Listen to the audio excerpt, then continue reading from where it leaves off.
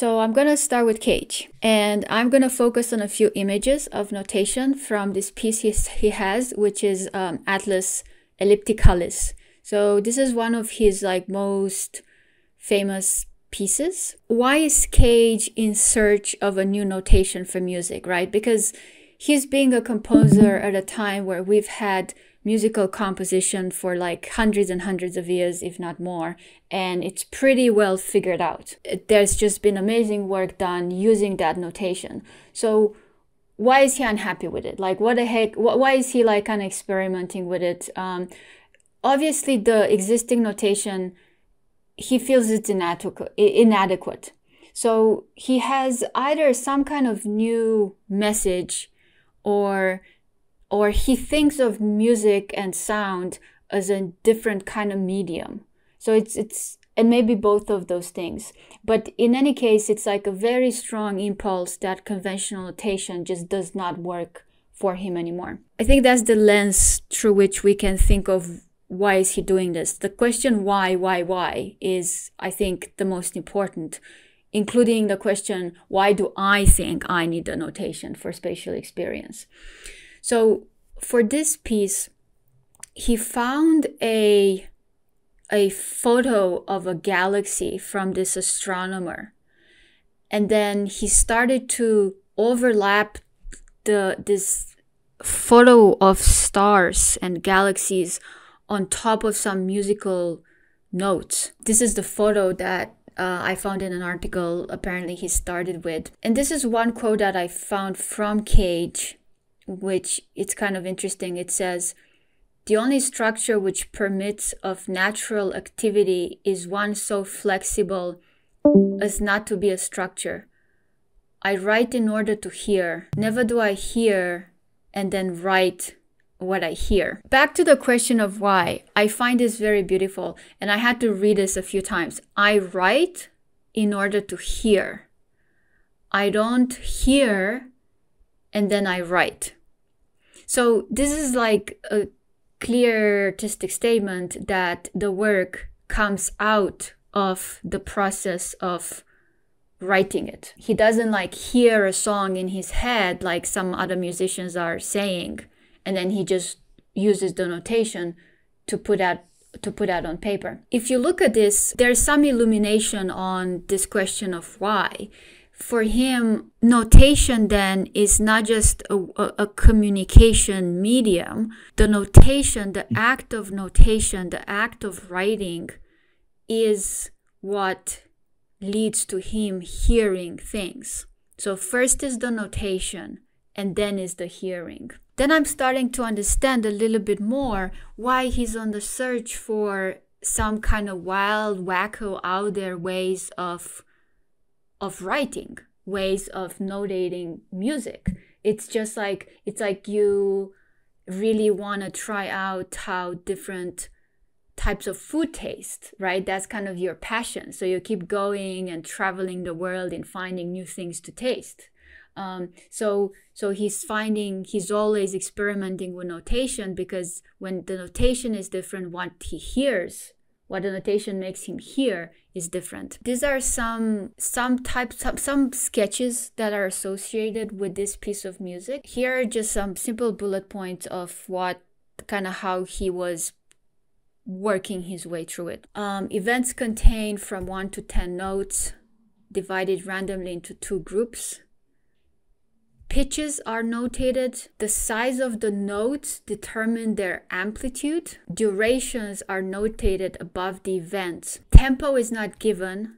The conductor determines the duration of each system. The brightness of the stars is being translated into the size of the notes in the composition. This is very beautiful. So this is where he basically allows a randomness to come in and dictate certain things. So the brightness of the stars as it appeared in that picture. But you can see even in the sketch and the simple bullet points just the extent to which he's still talking about notes and duration and tempo and rhythm, but he's being so beautifully creative about how these come together. I mean, look at these wiggles on the left in the sketch.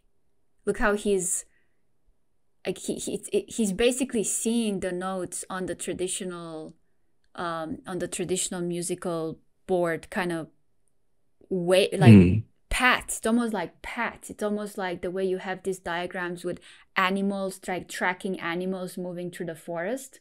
Like the notes kind of wander around. And I can see how that could make you think of, oh, how does that sound, or how should that be played? And then you start hearing new kind of stuff in your head. This is another sketch of his, also for the same piece. As an architect who is very used to using notation to abbreviate space, I wonder when I look at this kind of drawing if he was almost just randomly, playfully making graphical marks and then playing this game with himself in asking himself, oh, how would that little squiggle sound? What kind of sound can I come up with that might match that little squiggle? Now I want to show a few images from Laban. So this is a guy, a dancer and a choreographer, who, similarly to Cage, had this strange at the time, unconventional desire to have a notation for dance and choreography. You have these very interesting diagrams that are attempting to identify some kind of essential tempos and measures in the human body and capture and abstract them through graphical language in a way that can be communicated. And this for me is a process that actually reminds me of writing code and writing algorithms, right? Like trying to have a piece of nature or movement or anything related to how life and living bodies react. And then as a programmer, you try to come up with an algorithm that encapsulates that. And you're dealing with all of these things, all of these big questions about what is regular in nature and has a formula, and what goes into chaos theory and all this other interesting stuff at the intersection of math and computation. But this is not like a computation guy or a mathematician. This is like this is a choreographer. So it's interesting to me where the desire, where the passion is coming from doing this, and what the need is, like the why. What is his why for this? These are the 4 parts of Laban movement notation that he identified.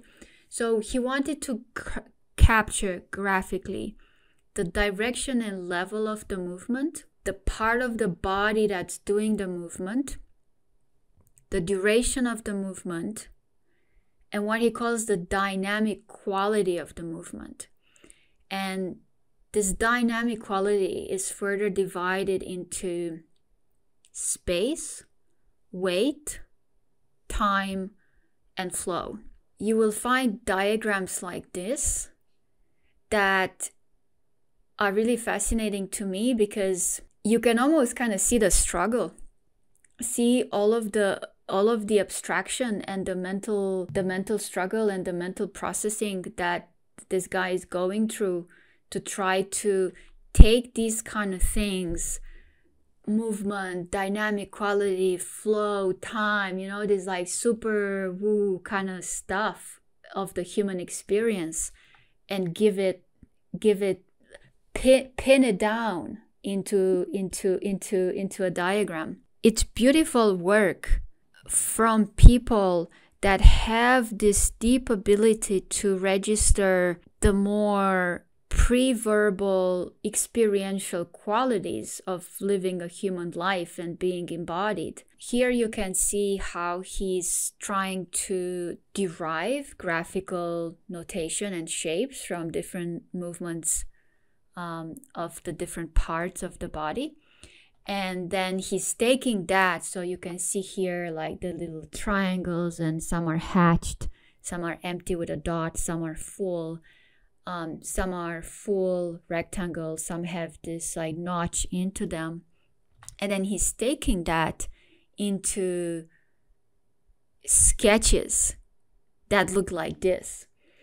And I haven't spent myself a huge amount of time trying to learn how to read this, but I bet that after a fairly short amount of time, you can start to have a series of the choreography unfold in your mind, just the way when you read musical notation, you start to, with practice, you start to hear the unfolding, the rhythm in your head. Both Cage and Laban are building to some extent on a body of work that goes back to the 1700s, and I won't cover that because it's too much to talk about, but I just want to make that observation. So this is a guy who worked on this book called Choreography in the 1700s. And this is the kind of work he produced, where he's trying to mix together musical notations that are meant to be read by people playing instruments and also simultaneously read by the dancers. And the third modality I want to cover is language. And this is I don't know if I should even call this a third modality, because sound and bodily movement are what I would call primary human experiences. They're kind of unfiltered, unabstracted. We are able to effortlessly hear sound and produce sound, and we're able to effortlessly, move our body without thinking of anything, without planning anything. But language, I don't know if I would put that in that category, is effortless in a sense that any human who develops normally enters society, and with that enters language and lives and communicates through language. But it is abstraction. It comes with meaning and abstraction. But Cummings is noteworthy in this context for me because he actually tries to strip that down. He tries to fight it. He tries to fight the meaning that words carry and the abstraction that words carry. He tries to break it down and force language to go back to this primary experience of being human, like the stripped down experience. He writes stuff that sound and look like this, and it's exceptional because what the words say, what the words sound, and what the words look, right? Those three properties of words are merged together, and it's just extraordinary. So if we read this one, the sky was candiluminous, edible, spree, pink sky, lemons, greens, coo, eye, chocolates. Under a locomotive spouting violets. He manipulates the look, sound, and meaning of the words in a way that generates a felt experience. And it's, I think it's just extraordinary. And this poem is particularly famous for the last part, where he even makes it's not just the sound and the way he's breaking it, but this whole theme of the locomotive spouting things is seen in the rhythm of the breaking, which it's a bit like how the locomotive might sound, but also he's breaking the words on the page in a way that maybe looks like the smoke coming out of the locomotive. A lot of brilliant writers really know how to use multimodality. you kind of have to do that, right? So when you take like a basic creative writing course, you learn how to make sure that when your readers read your sentences, you activate as many of their senses as possible. So you use adjectives that are about how something tastes or how something sounds. So you want to really activate them as much as possible. But you do not, when you do that, you're just really working with a word. You're not working with the medium that carries the word, right? The piece of paper. You're not working with how the word is placed on the piece of paper. And this is another beautiful one of his. So the curved ship. I love this one because he's doing what the German language does as well, just putting things together. In English, you don't do this so much, right? So curved ship written as one word is not really an English word. In German, it's totally legit and okay to make up words by doing this kind of stuff. The curved ship of her kiss her hands will play on me as what it does with your brain, the way it tingles your brain is very unique. And it can't quite be put into words. I'm doing the best I can, but it can't quite be put into words. It's just something you need to...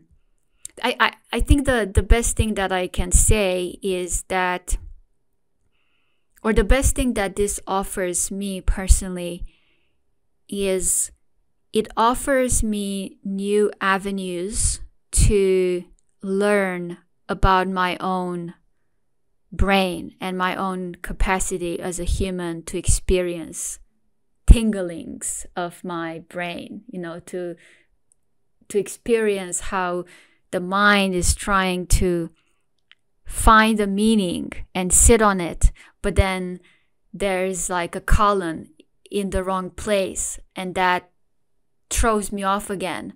And then I think I get it. And then I read a few more letters and then I'm thrown off balance again. And then on and on and on. All good art does this. This is just a new modality. And it helps me, it puts me in a new place.